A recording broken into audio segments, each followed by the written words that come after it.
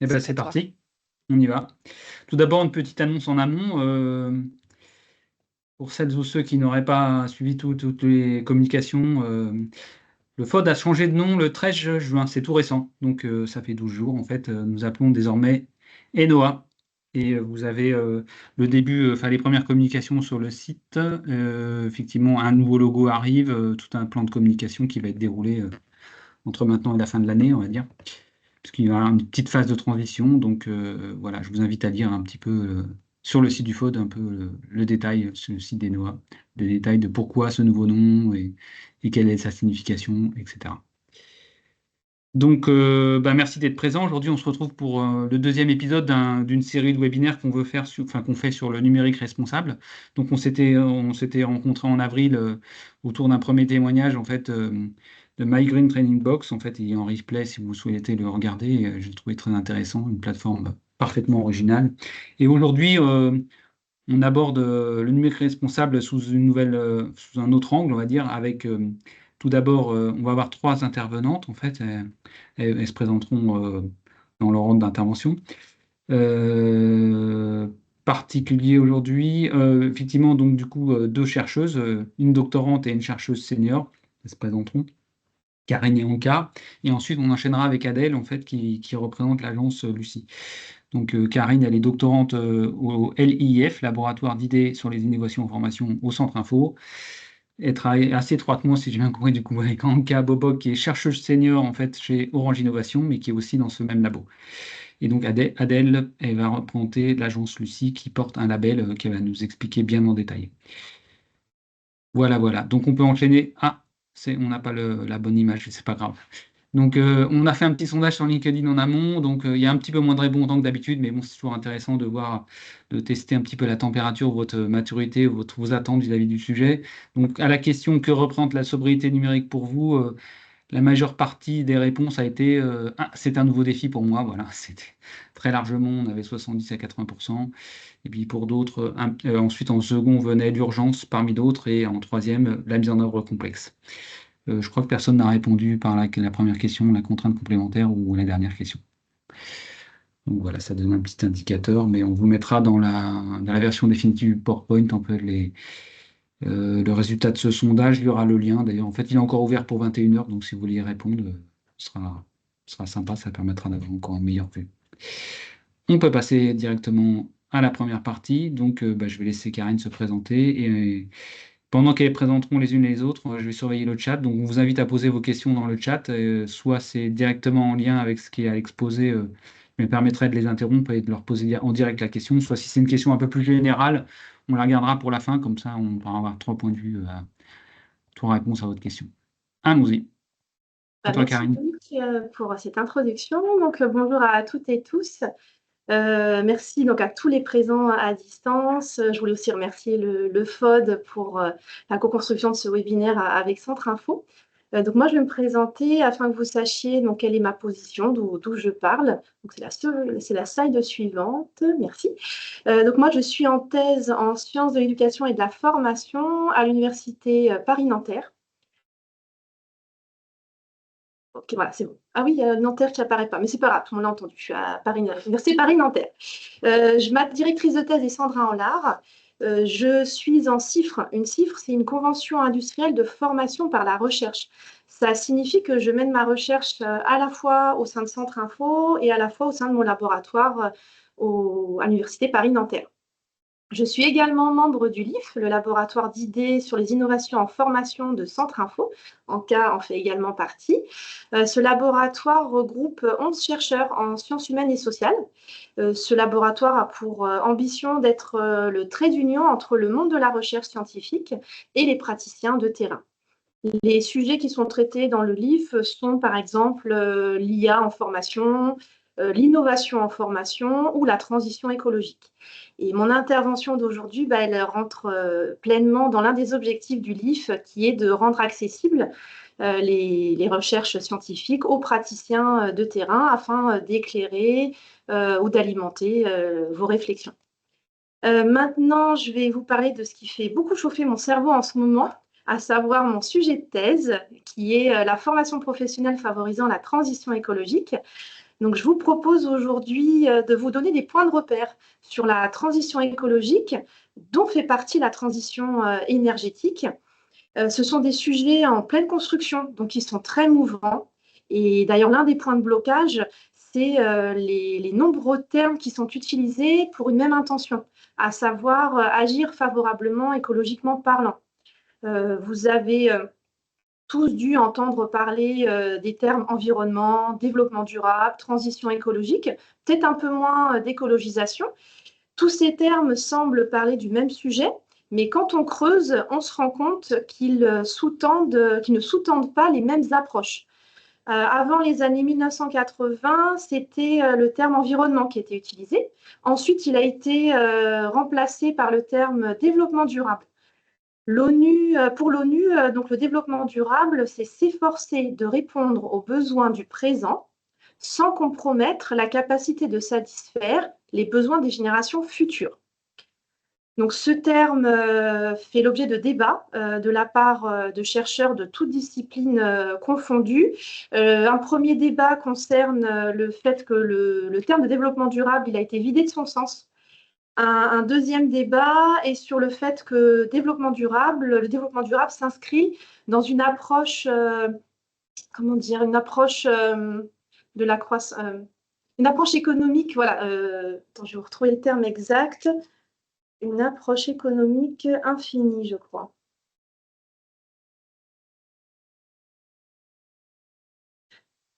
Oui, voilà. Le développement durable, en fait, s'inscrit dans le postulat d'une croissance économique infinie, alors que les ressources de la planète ne sont pas infinies. D'ailleurs, il y a une philosophe émérite qui a donné cette image pour bien comprendre ce que pour elle était le développement durable. En fait, ça revient pour elle à polluer moins aujourd'hui pour pouvoir polluer plus longtemps. Et c'est la raison pour laquelle, depuis environ 10 ans, des chercheurs français appellent à remplacer ce terme par le terme transition écologique, afin de sortir donc, de l'approche que propose le développement durable. Alors, la transition écologique, le gouvernement a fait le choix de ce terme en créant en 2022 le ministère de la transition écologique et de la cohésion des territoires. Pour ce ministère, la transition écologique, elle désigne la nécessité pour nos économies de rendre leur évolution compatible. Alors, je m'arrête un peu là. Donc, l'économie doit évoluer pour être compatible avec quoi? Avec les ressources finies de la planète, mais également avec le maintien des régulations naturelles indispensables à la vie. Ces régulations naturelles indispensables à la vie, c'est le climat ou le fonctionnement des écosystèmes.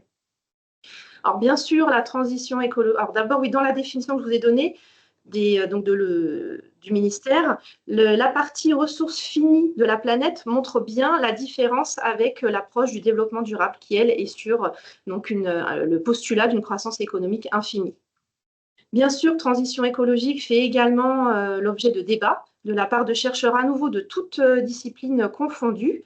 L'un des premiers débats porte sur la notion de transition elle-même, parce qu'une transition, c'est censé désigner le passage d'un état A à un état B. Je vais vous donner l'exemple de l'eau.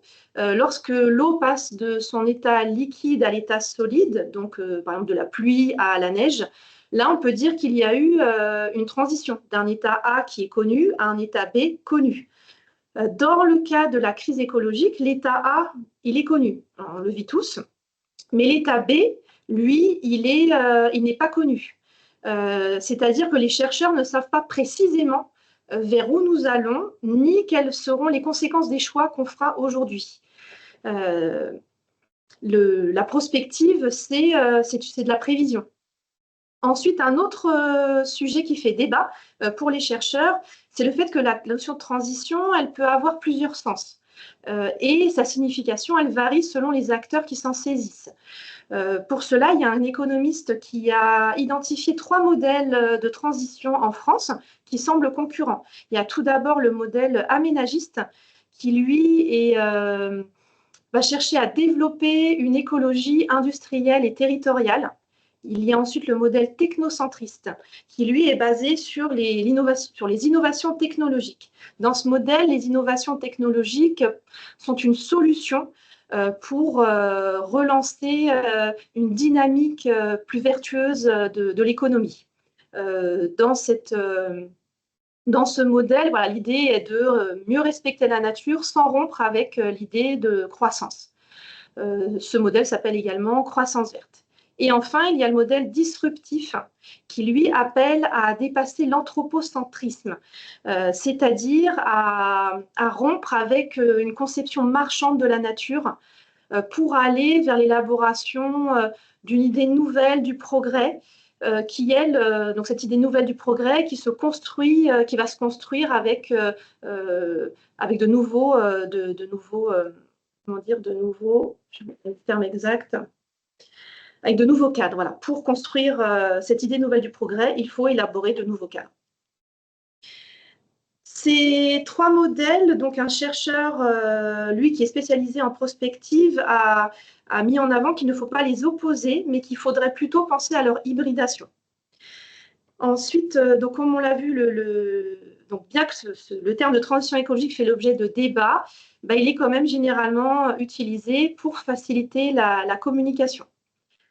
Comme je vous l'ai dit au départ, donc ces sujets, transition écologique, transition énergétique, sont en pleine construction, donc mouvants. Donc ça ne vous étonne pas si je vous dis que récemment, un nouveau terme est apparu qui est écologisation.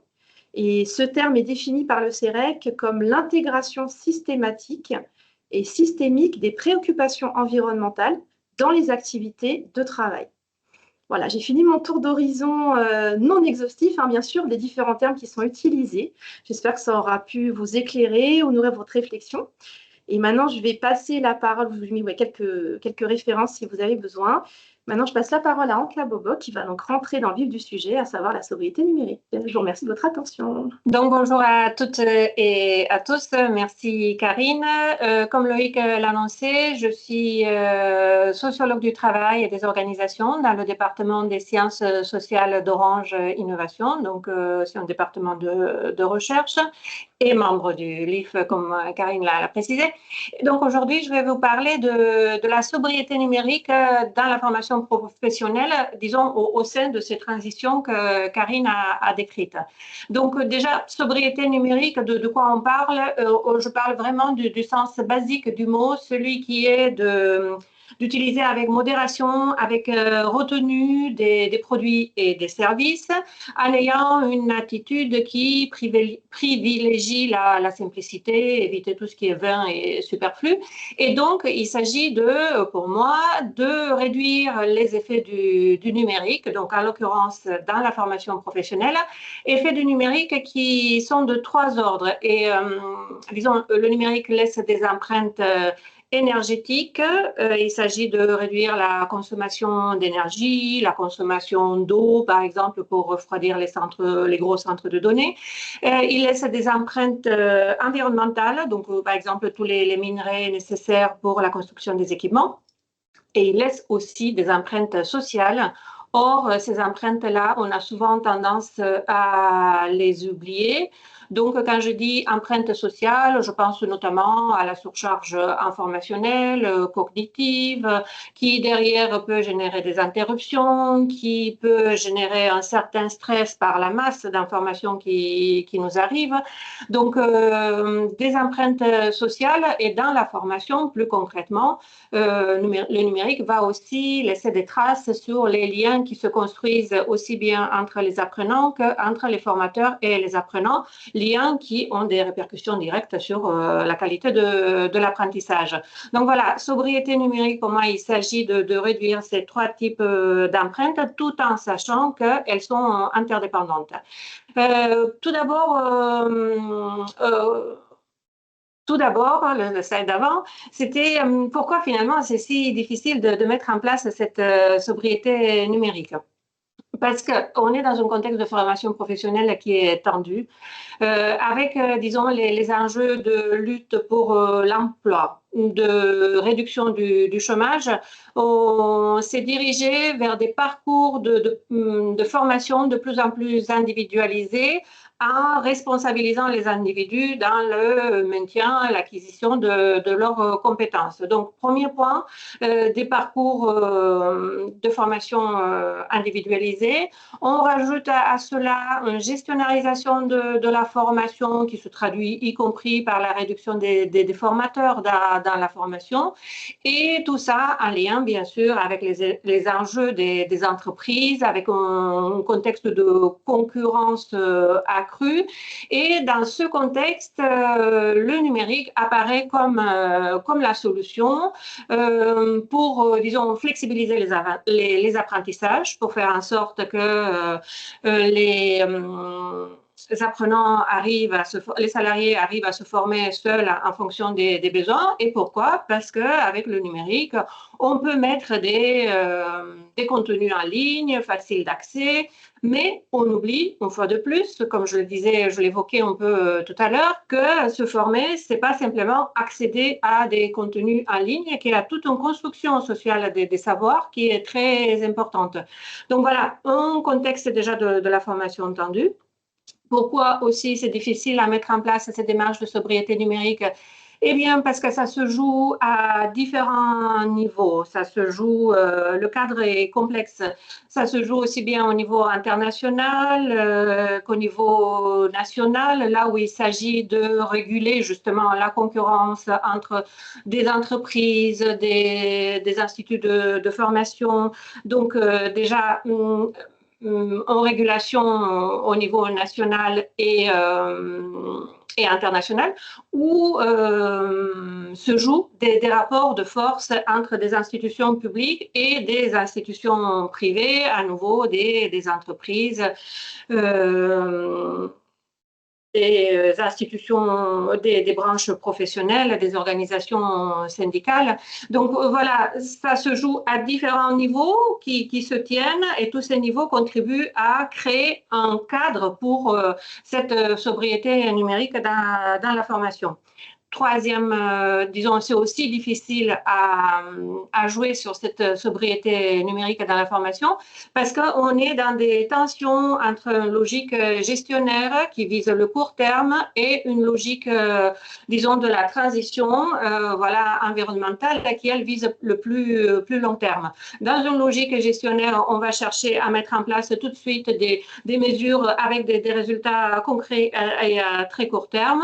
Donc, c'est comme ça aussi qu'on arrive avec des résultats qui visent la production des produits verts, les panneaux solaires, des résultats qui visent le changement des processus en les rendant plus verts, donc par exemple, mobiliser des énergies renouvelables, mobiliser des matériaux durables, et aussi on s'intéresse aux évolutions du lieu de travail, où là, voilà, on parle beaucoup des transports entre domicile et travail, des moyens de transport entre domicile et travail. On parle beaucoup de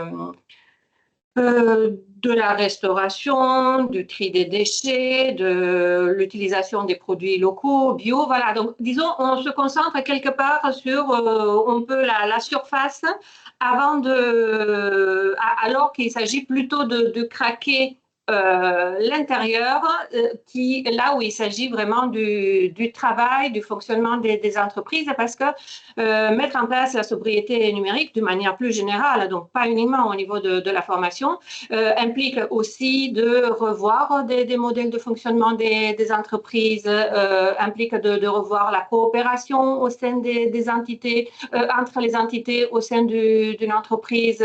Ça implique de revoir des chaînes de valeur, donc s'intéresser aussi au travail et à l'organisation du travail. Voilà, donc disons trois explications à cette mise en place de la sobriété numérique d'une manière plus générale à l'entreprise, qui se fait, disons, plutôt à la marge et qui ne s'attaque pas encore au travail, ou très peu, ou uniquement dans certains secteurs, qui ne s'attaque pas encore à l'organisation du travail et au travail. Donc, justement, pour aller plus loin dans cette slide suivante, pour aller plus loin dans dans cet angle d'attaque qui est celui du travail, s'intéresser à la capacité des acteurs à différents niveaux, la capacité d'agir des acteurs sur cette question de la sobriété numérique.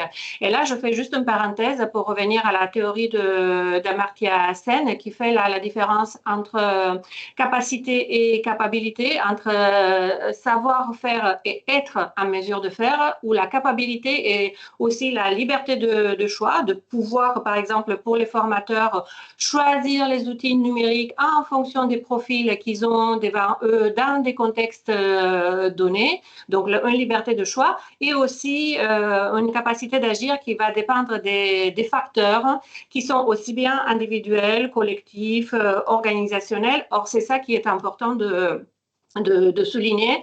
Je vous parlais déjà des facteurs environnementaux, comme je disais tout à l'heure, des cadres législatifs dont on a besoin, qui se jouent non seulement au niveau national, mais aussi supranational, des directions voilà, visant le développement des compétences au niveau des branches. Donc, on est vraiment dans un cadre très... Voilà, dans des facteurs environnementaux. Au niveau de l'entreprise, on peut jouer sur cette sobriété numérique dans la formation par des politiques de formation. Des politiques de formation qui vont faire quoi? Qui vont bien sûr sensibiliser à la formation et bien sûr mettre en place des formations visant la sobriété numérique. Mais ce n'est pas parce qu'on sensibilise, ce n'est pas parce qu'on met en place les formations à la sobriété que derrière, les acteurs sont en mesure d'agir sur la sobriété localement dans leur contextes locaux.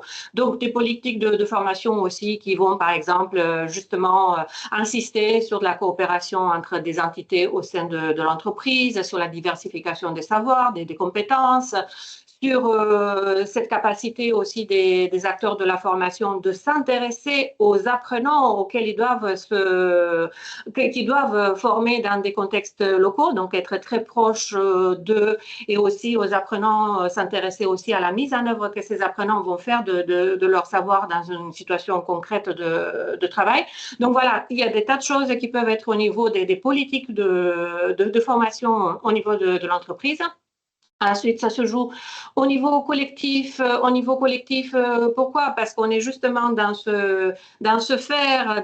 Oui, je peux aller vers mes apprenants. Je ne veux pas m'appuyer uniquement sur des outils gestionnaires qui m'informent sur les besoins de ces apprenants, mais je peux aussi, j'ai un œil sur eux, sur ces salariés. Je peux les rencontrer. Je peux vraiment me faire une idée des besoins qu'ils ont. Ça se joue aussi parce que collectivement, localement, on peut construire des indicateurs ad hoc qui sont pertinents. On a des représentations, disons, communes de ce que c'est la sobriété numérique dans un contexte donné. On se les forme en discutant, en échangeant localement, et on peut construire des indicateurs ad hoc qui nous permettent d'évaluer ces progrès qu'on fait collectivement, localement, en termes de sobriété. Et à la mesure des évaluations que l'on fait, on peut aussi jouer à nouveau sur les indicateurs. Donc, voilà, des facteurs collectifs qui jouent beaucoup dans cette capacité des acteurs d'échanger entre eux, de mettre en place des indicateurs, mais très localement par rapport à en réalité du terrain qu'ils connaissent, et bien sûr les facteurs individuels où là il s'agit de se former. Donc on voit les formations qui se multiplient dans la formation initiale et aussi des formations professionnelles qui se multiplient, mais mis à part, disons, qui ne sont pas encore très nombreuses dans des secteurs comme l'énergie, le bâtiment, le commerce, on les voit davantage, mais parfois la tendance est de parler beaucoup de réglementation, des normes, des accès au marché, et à nouveau d'oublier que chacun d'entre nous finalement dans un contexte professionnel peut jouer sur cette sobriété numérique. Et quelques points de vigilance pour terminer, la slide suivante, c'est de dire attention à cette croyance, la slide suivante, à cette croyance dans la toute-puissance de la technologie. parce que voilà, ce ne sont pas les outils qui font, c'est nous qui leur faisons faire des choses. Donc cette capacité des acteurs à choisir localement le bon outil en fonction de ce qu'il sait qu'il peut consommer, des empreintes qu'il peut laisser, des empreintes énergétiques par exemple, mais aussi pour diminuer les empreintes sociales. Voilà, donc en fonction des profils des apprenants qu'il a, c'est pas le tout de former à distance, dire que je forme à distance des apprenants si ce sont des apprenants finalement qui vont être plus perdus et qui n'oseront pas poser des questions avec lesquelles je n'arrive pas à nouer un lien. Donc voilà, réfléchir en permanence à la place de ces dispositifs numériques dans les dispositifs pédagogiques en fonction des apprenants. Donc attention à la toute-puissance de la technologie, attention aussi au mode numérique parce que voilà, il y a eu fut un temps où on mettait en place des cours en ligne, ensuite on fait aussi des tas d'expérimentations sur la réalité virtuelle. Là, on parle beaucoup de l'intelligence artificielle. Donc le numérique, oui, il a du bon, c'est un support, mais une fois de plus, c'est pas lui qui fait tout ce qui importe, c'est la manière dont on s'organise autour de ces outils dans des contextes donnés. Attention, je disais aussi à l'éloignement entre formation et besoins des apprenants. D'une part, parce que bon, le nombre d'acteurs de la formation a quand même diminué, et d'autre part, parce que voilà, je parlais tout à l'heure des outils gestionnaires. J'avais en tête, par exemple, la gestion des prévisionnels des emplois compétences, où voilà, ces besoins sont déjà, disons, mis en case, alors qu'il est important pour les formateurs de savoir exactement quels sont leurs apprenants, quels sont les entendre avant sur les besoins qu'ils peuvent avoir. Bien sûr, le temps dans cette rationalisation de la formation, aussi des temps de conception des formations qui sont raccourcis avec des recours à des formations sur étagère, mais une fois de plus que l'on a besoin de réfléchir dans des contextes locaux. Et toutes ces constructions socio-techniques, donc entre ce que les formateurs pensent important de faire et les outils qu'ils ont à disposition ou qu'on leur propose, ben, ce sont des constructions quand même socio-techniques qui demandent du temps long et aussi une certaine stabilité des organisations. Il s'agit aussi d'intégrer systématiquement les préoccupations de sobriété numérique le plus en amont possible et, une fois de plus, veiller à cette capacité des acteurs de la formation dans la mise en place, dans la conception, veiller sur la capacité d'agir des acteurs de la formation dans la conception, la mise en place et le déroulement des formations. Voilà, et j'avais mis quelques références, dont quelques références sur les travaux sur le numérique dans la formation professionnelle, dont l'article aussi écrit l'année dernière avec Jean-Luc Metzger, mon ancien collègue du département. On a travaillé sur cette question de la formation professionnelle entre injonction à la numérisation et impératif de sobriété. Merci beaucoup pour votre attention. Merci Anka. Donc on a vu que effectivement la sobriété se jouait à plusieurs niveaux, au niveau de l'individu, au niveau du collectif, au niveau de l'organisation ou au niveau de l'institution. Ben, du coup, Adèle elle va nous illustrer avec un exemple de qu'est-ce que ça peut être un label numérique responsable et à quel niveau ça se joue. Est-ce que ça, du coup, c'est la question que je me pose juste là quand on arrive à ce moment-là. Est-ce que ça se joue à ces 4 niveaux ou plus à un niveau qu'un autre, on va dire. C'est à toi, Adèle. Merci Loïc, merci Karine et Anka pour cette introduction. Effectivement, ce qui peut être aussi un peu difficile de comprendre, c'est ok, par où commencer, comment je fais pour mettre en place ma démarche, quelles sont les premières actions à mener finalement, c'est quoi les premières briques. Et c'est ce sur quoi on essaye de répondre, nous, à l'agence Lucie. Du coup, pour présenter brièvement l'agence Lucie, on a 3 activités, donc c'est sur les slides qui arrivent. Merci Aurélia. Donc nous, on a donc une activité aussi de centre de formation dédié à la RSE, parce que donc l'agence Lucie a été créée en 2009 pour porter le label Lucie, premier label RSE. Et après, on s'est bien sûr développé pour aussi s'intéresser au sujet du numérique responsable, mais on a notre propre centre de formation. On anime une communauté donc d'acteurs engagés en RSE et numérique responsable. Donc ça, ce sont toutes les organisations, et je dis bien organisations parce qu'on a à la fois des entreprises, des administrations publiques, des collectivités territoriales, des associations qui sont à nos côtés sur les programmes de labellisation. Et donc cette communauté regroupe tous ces acteurs-là, hein, qui sont soit, labellisés, soit en cours de labellisation. Et on a, des labels qui sont, donc RSE, de par notre historique, alignés sur la norme ISO 26000, mais surtout depuis 5 ans, et c'est ce pourquoi j'ai été aussi invitée là aujourd'hui, qui porte aussi sur le sujet donc du numérique responsable. Et donc aujourd'hui, le label numérique responsable, est un label, qui a été, créé par l'Institut du numérique responsable, donc c'est sur la slide d'après. Voilà, enfin, sur la slide encore d'avant, mais je vais le présenter rapidement. On est donc sur un label qui se décline en 2 niveaux de maturité, et vraiment l'optique aujourd'hui, c'est d'avoir un label qui puisse, s'inscrire dans une logique de progrès et d'amélioration continue. Et donc pourquoi finalement se poser la question d'un label et quels sont les avantages à passer par un label? En tout cas, avec l'agence Lucie, c'est de proposer déjà une méthodologie clé en main pour pouvoir progresser sur plusieurs thématiques. Donc, les thématiques aujourd'hui qu'on verra un peu plus tard sont les thématiques du référentiel.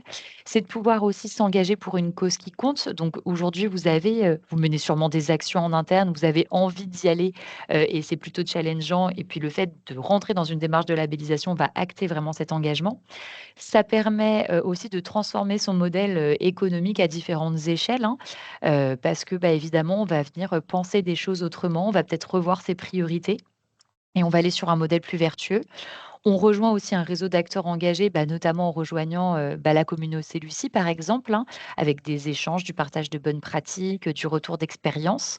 On va améliorer sa marque employeur parce que je pense que, comme beaucoup d'organisations aujourd'hui, vous rencontrez peut-être, des problématiques de recrutement, des problématiques de fidélisation. Les nouvelles générations n'ont pas les mêmes attentes, aujourd'hui que les précédentes. Donc il y a vraiment aussi une attente très forte sur l'engagement de l'organisation sur ces thématiques, de transition environnementale, et donc, le numérique responsable fait partie aussi de ces engagements-là.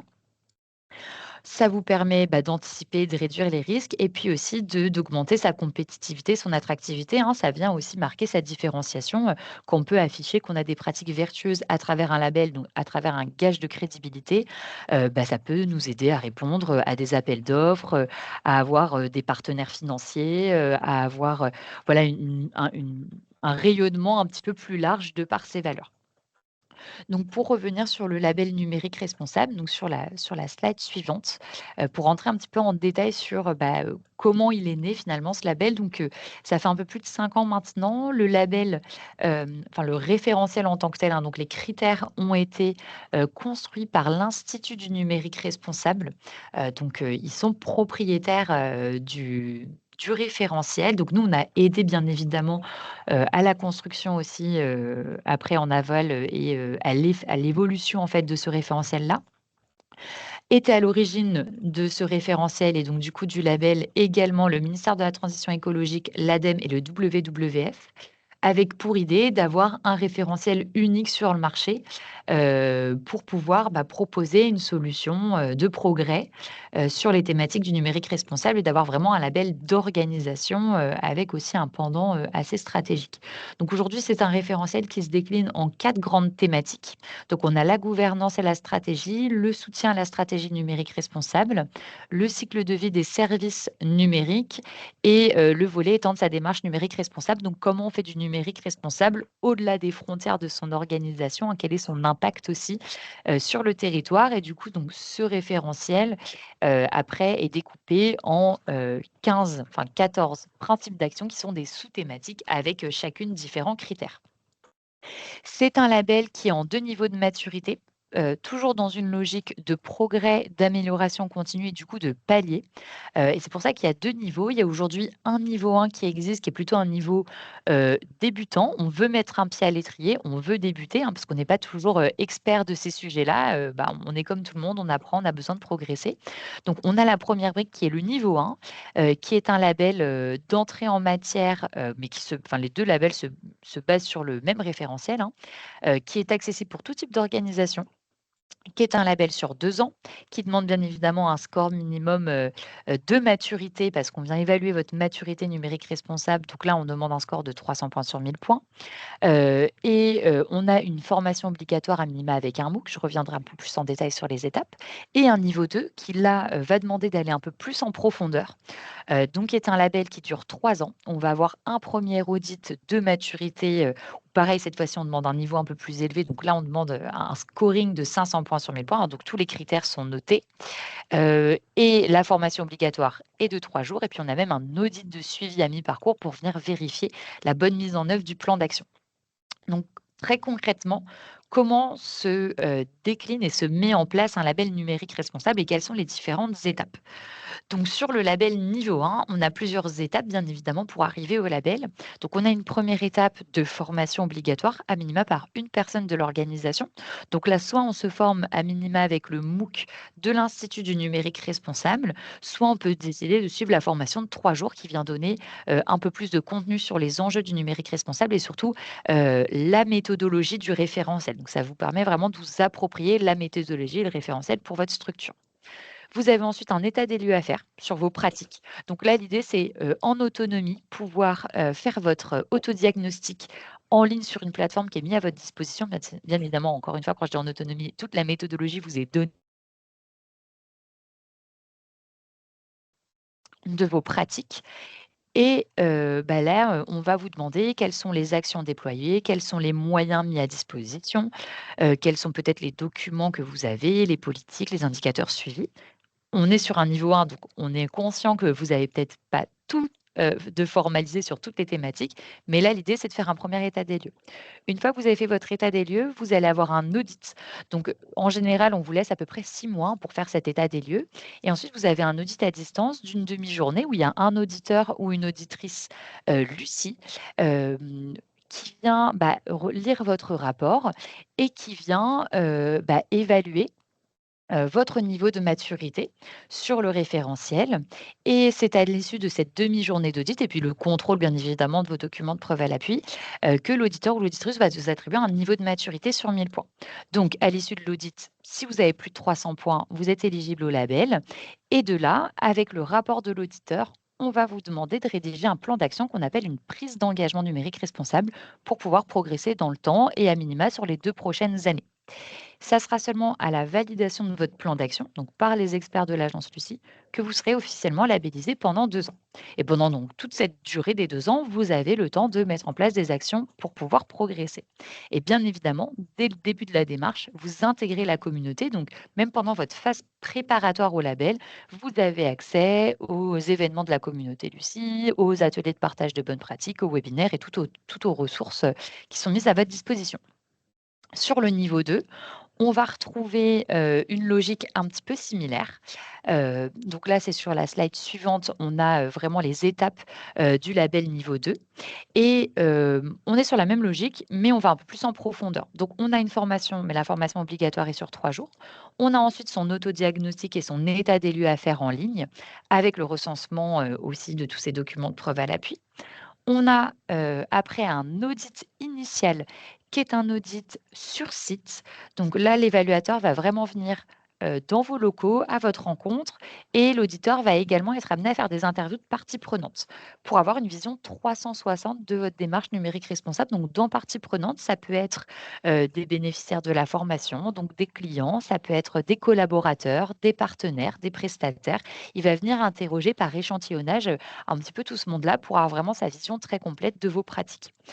Une fois que l'audit est terminé, pareil, on vous attribue un niveau de maturité. Il faut à minima avoir 500 points sur 1000 points, sachant que je crois avoir vu, mais peut-être très rapidement, je n'ai pas regardé en détail, une question passée dans le chat sur le niveau de points. 500 points à avoir sur le numérique responsable, le référentiel étant quand même bien complet, c'est déjà un bon niveau. Donc, c'est assez challengeant. Donc, déjà, si on arrive à avoir plus de 500 points, ce n'est pas toutes les organisations qui vont sur le niveau 2, et c'est pour laisser aussi derrière de la marge de progression. Mais en tout cas, c'est obligatoire d'avoir à minima 500 points sur 1000 pour le niveau 2.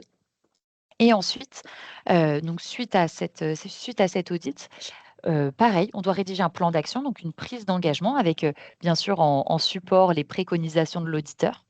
Et puis derrière, c'est validation de ce plan d'action par un comité de labellisation. Donc là, le comité, cette fois-ci, est composé d'experts externes à l'agence Lucie qui sont experts sur les sujets du numérique responsable. Et donc sur cette base de plan d'action, le comité va décider de vous attribuer ou non le label. À savoir, il va regarder surtout si votre plan d'action est pertinent, assez ambitieux.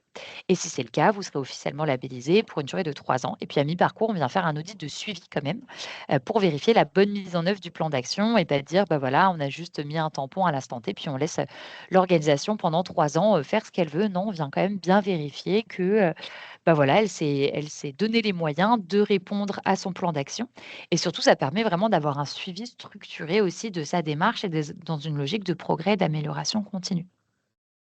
Donc là, l'idée encore est d'y aller par palier. On a des structures qui passent par le niveau 1, qui vont après sur le niveau 2, d'autres qui commencent tout de suite par le niveau 2, d'autres qui restent sur le niveau 1. Ça dépend un petit peu aussi du niveau sur lequel on se situe au début et de l'ambition qu'on a envie de donner à sa démarche. Mais l'idée, c'est vraiment d'avoir sa méthodologie clé en main avec vraiment ce parcours qui permet de formaliser les choses et de se structurer. Et donc, pour vous donner quelques exemples de membres dans la communauté et de labellisés, donc aujourd'hui sur le niveau 1, donc toute organisation confondue, on a à peu près 160 organisations donc, qui sont dans la démarche, donc soit labellisées, soit en cours de labellisation. Donc ça va de petites associations à collectivités, à ETI et grands groupes.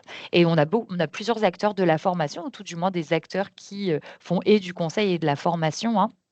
Par exemple, dans la Grande École du Numérique qui est sur ce label, on a l'IFIS Interactive qui est une petite structure qui est aussi sur le niveau 1, on a Orsis Formation, Nextou, les Mines de Saint-Étienne. Donc voilà, on a quand même plusieurs organisations qui font de la formation, donc qui se challengent sur ces sujets-là. Donc il y a un vrai enjeu et on le voit de plus en plus que les acteurs de la formation se saisissent de ces thématiques et le référentiel, le label leur donne un cadre en fait pour pouvoir progresser.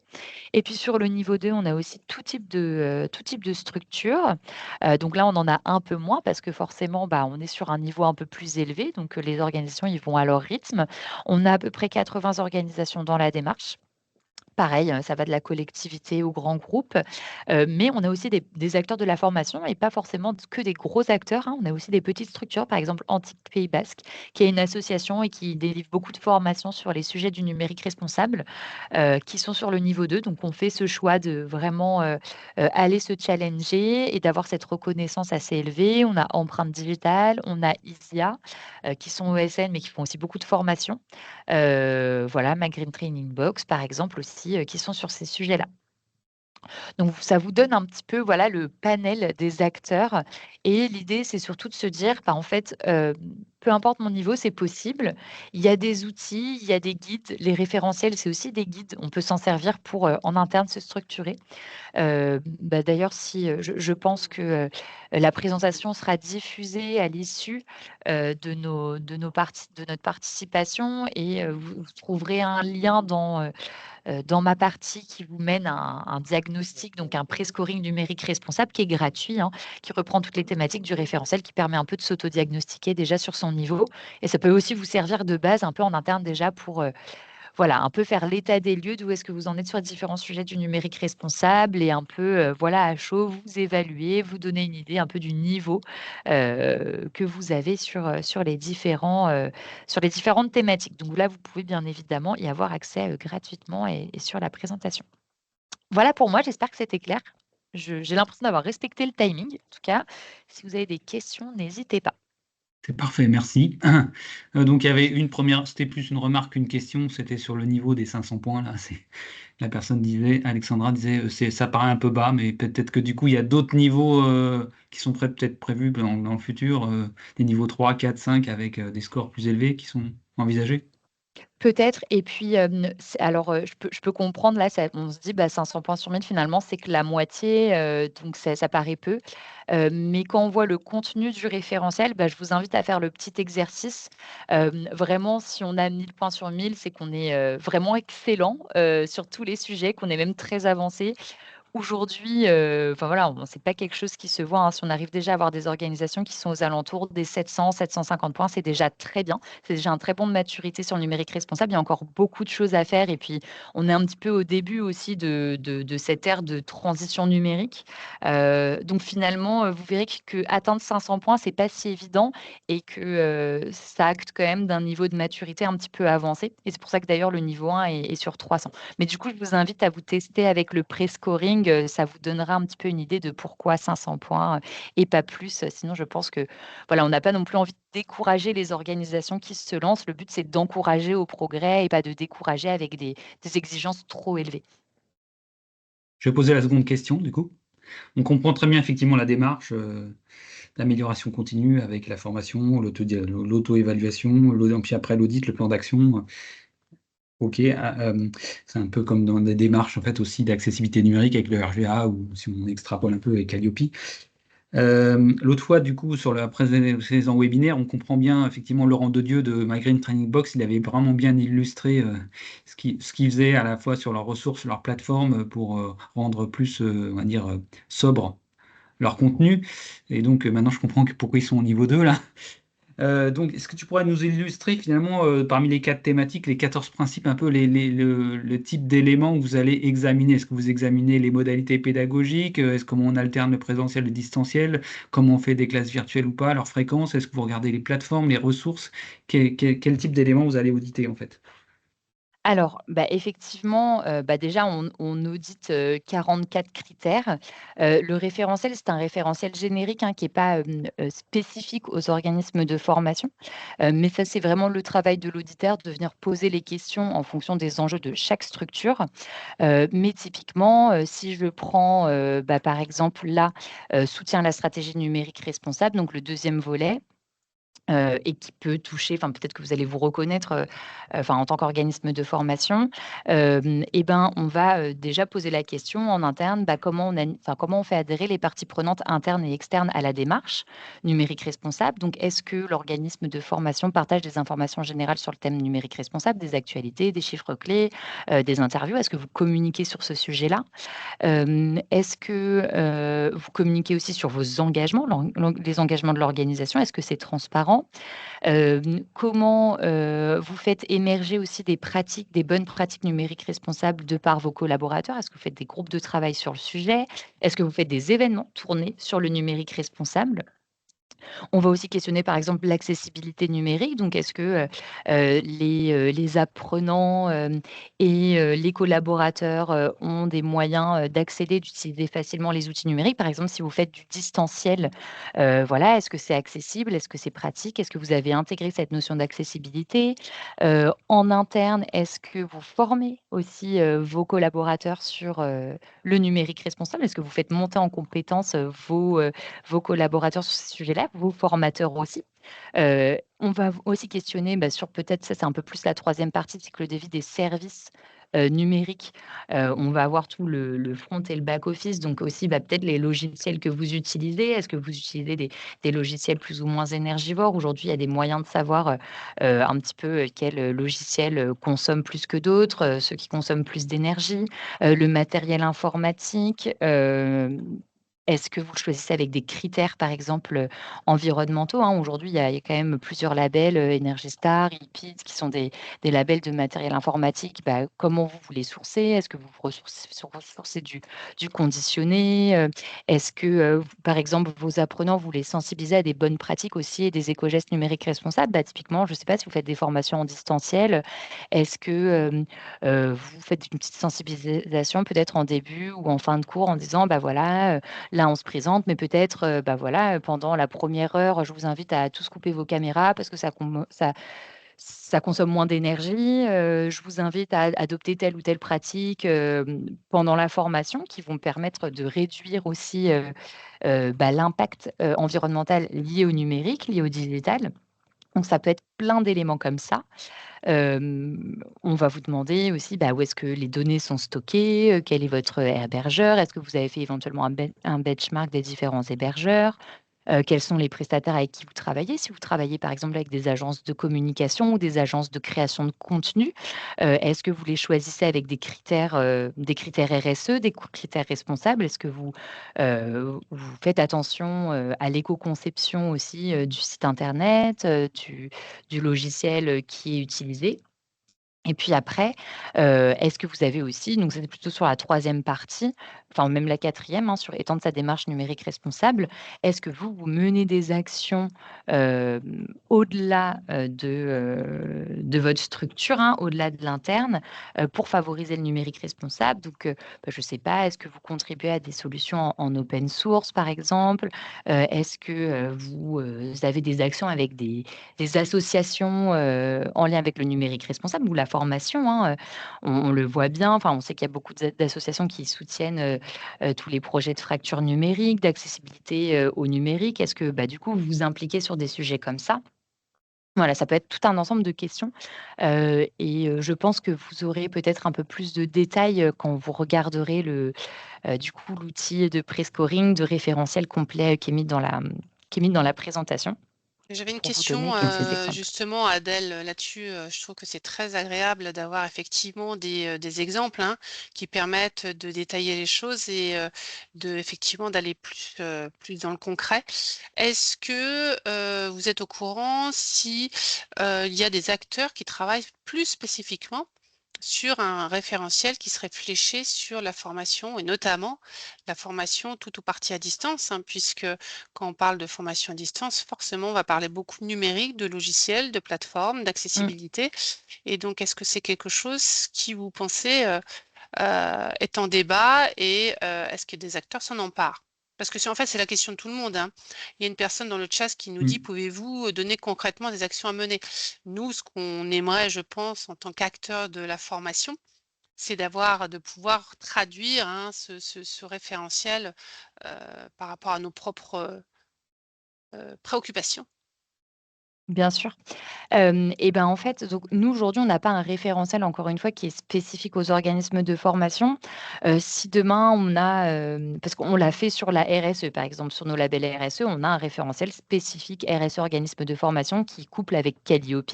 Aujourd'hui, on l'a pas encore fait sur le numérique responsable. Peut-être qu'un jour, il y aura une opportunité et souvent ce sont des opportunités portées par aussi des réseaux, d'organisations, des réseaux métiers, des fédérations, du secteur. Donc ça peut être si un jour on a un gros acteur du secteur de la formation ou un collectif qui nous dit: «Bah, voilà, on a vraiment envie de participer à l'élaboration d'un référentiel spécifique», il y a des moyens de pouvoir, le créer. Mais aujourd'hui, le référentiel générique s'adapte quand même assez bien parce que même si les critères restent généraux, en fait, dans les faits, c'est transposable assez facilement. Heu, nous, on a quand même beaucoup d'organisations du secteur, de l'informatique, de l'IT, bien évidemment, qui sont sur le label, mais il y a beaucoup d'ESN qui font des formations, qui utilisent des outils, des logiciels et du coup, tout ça rentre dans le cadre du référentiel. Donc finalement, les enjeux peuvent être assez similaires avec d'autres secteurs d'activité.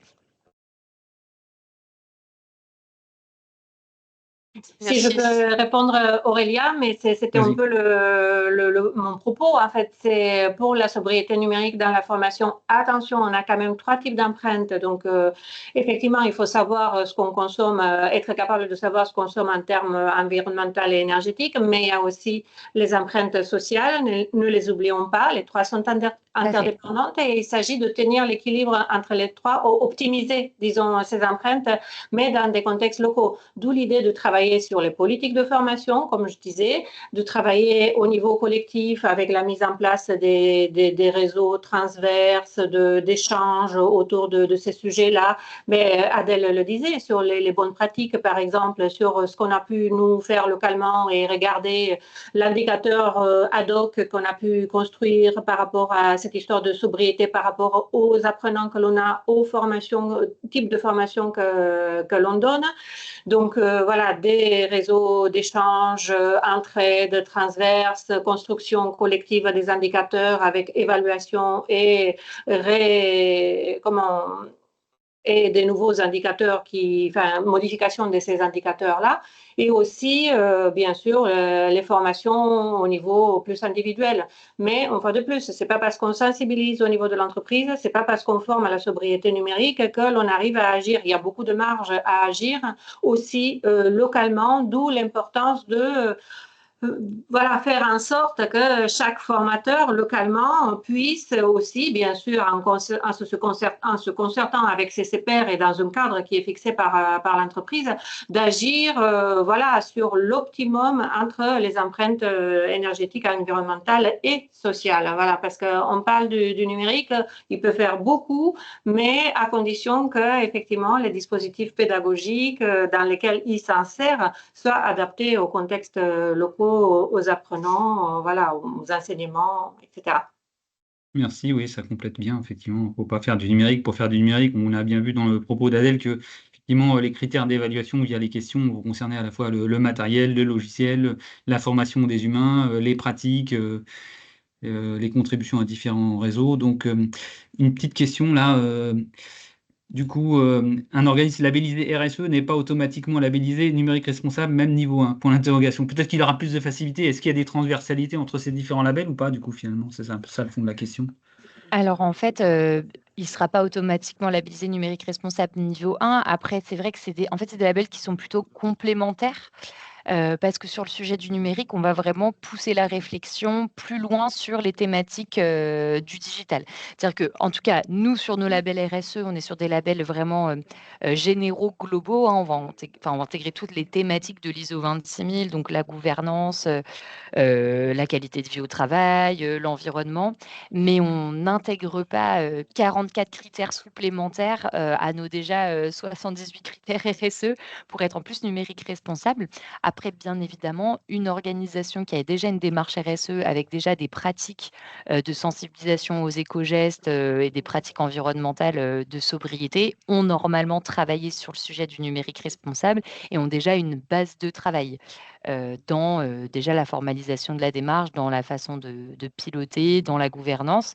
Mais non, ça ne donne pas automatiquement le label numérique responsable parce qu'on vient plus en profondeur sur les sujets et les thématiques numériques. On va plus loin. On questionne plus en détail en fait ces thématiques-là. Parce qu'on vient pas forcément, on fait pas forcément un focus numérique responsable en tout cas nous dans nos référentiels RSE. Il y a déjà beaucoup de critères. Mais en tout cas, la notion du numérique responsable est abordée, mais plutôt à travers la thématique environnementale. On ne va pas aussi loin que sur le niveau 1. Merci. Nous sommes à 2 minutes de la fin, donc je vais vous proposer peut-être de dire un mot de la fin. Si vous aviez quelque chose à rajouter, parce que je ne vois pas, il n'y a pas de question spécifique. Vous auriez envie de dire pour aider chacun à progresser sur ce long chemin du numérique responsable, de la sobriété numérique, on en est un peu quelque part qu'au début, j'ai l'impression. Il y a encore beaucoup à faire.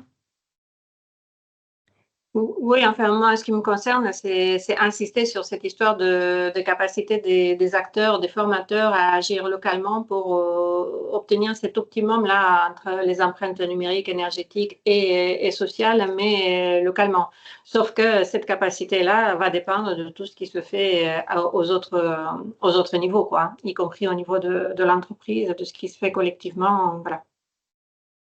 Donc, remettre un peu le travail, le travail des formateurs au centre de la formation, bien sûr, avec les besoins des apprenants tels qu'ils arrivent à les saisir localement en contexte, et quelque part aussi peut-être désindustrialiser la formation. Voilà, on va appliquer au cas par cas en fonction des enjeux, des contextes, des profils. Donc l'humain et le travail au cœur de la problématique. Chacun a son rôle à jouer. Voilà. Oui, et puis moi je rajouterais, que en fait, on peut y aller par niveau, par étape et en fait le progrès c'est aussi ça qui fait avancer. Faut pas avoir peur de se lancer et chacun y va, à son niveau, à son rythme, par étape. Il y a des outils, on peut commencer par se former, on peut commencer par palier, mais voilà, faut démarrer et puis, c'est pas grave si on n'est pas parfait, dès le début, personne ne l'est, mais que chacun commence à contribuer, à son niveau, à son échelle et se donne des objectifs de progrès. Ça, je pense que c'est important et il faut pas avoir peur en tout cas des actions à mener parce que, c'est accessible. Pour ma part, je rejoins les deux conclusions qui ont été faites par Adèle et puis par Anka. C'est en effet ce que dit Adèle, oui. Se lancer, en fait, c'est vraiment ce qui compte. Ne pas rester bloqué, parce que ça peut être un peu bloquant, comme je le disais au départ, mais se lancer. Et heureusement, il y a des labels qui sont là pour nous aiguiller, pour voilà, au moins se lancer. Et surtout, voilà, comme disait Anka, penser aux apprenants. Surtout, c'est eux les premiers c'est eux qui, on doit voilà, vraiment penser à eux en premier, parce que c'est eux à la fin qu'on est censé aider. Donc, eux en priorité. Bien, ça sera le mot de la fin, du coup.